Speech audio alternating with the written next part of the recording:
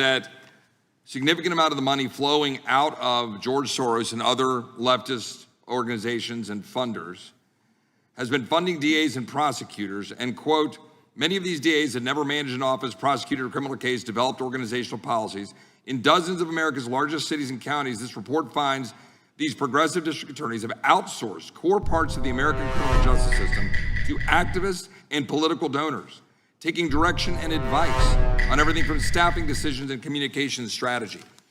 Organizations is a complex web of donors going in through these organizations to put radical DAs and prosecutors out there, putting criminals on the streets. Does the FBI director agree that this exists and is a problem? Accept the factual representation, and if that exists, it is a problem. The organizations such as TIDES, the Fair and Just Prosecution, Brenner Center for Justice, Partnership for Safety and Justice, the Vera Institute of Justice, the amount of dollars flowing from George Soros through and to these organizations and to the various prosecutors that have resulted in increased crime on our streets, including the brutal murder of the Ukrainian refugee in Charlotte. I bring that up because that is one component of the problem. In addition, we have an organized effort targeting our border.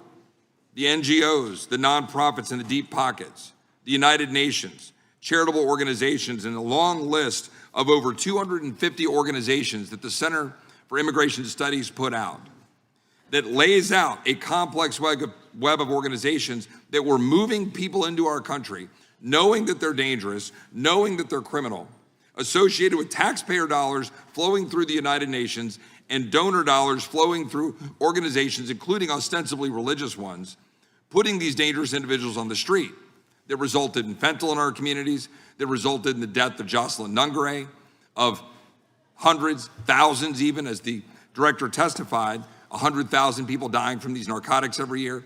All of this in an organized effort, a complete effort by the radical left to use taxpayer dollars and these dollars to put people on our streets. In addition, the extent to which we've seen now with the Southern Poverty Law Center and their hate map targeting, for example, the Family Research Council, where we had a shooting right here in DC over a decade ago, putting Charlie Kirk, putting a target on TPUSA, Antifa, other radical organizations that are very specifically organized in targeting conservatives and ordinary Americans.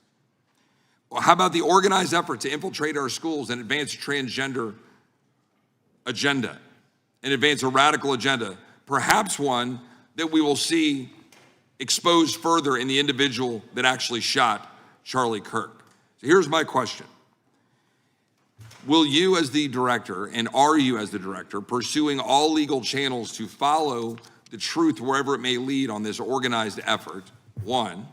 And two, do you agree that Congress should take all action necessary to expose this web of dollars that are flowing to undermine our way of life? I got another minute in my time that I'd like to hear from you on this topic broadly. I'll keep it short. Investigatively speaking, we are doing the following. We are following the money. We are following the money in every organization and every person that is violating the federal code. And it doesn't matter what your background or ideology is, we are following the money. We are using legal process to following that money, issuing subpoenas to follow that money, using grand juries to follow that money. And when we have results to recommend for prosecution to the Department of Justice, we will do that. And we will continue to publicize documents through Congress, yes, when we make these findings. Mr. Chairman, I'd like unanimous consent to insert the record outsourcing justice by the Law Enforcement Legal Defense Fund that I alluded to before. I would ask unanimous consent to add a 2024 list provided by the Center for Immigration Studies on these United Nations and other affiliated groups that are responsible, over 250 of them, for moving individuals into our country in a coordinated effort.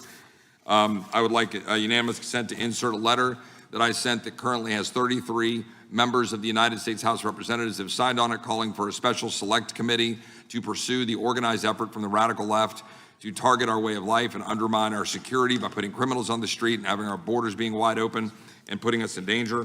Without objection. With that, I would yield back.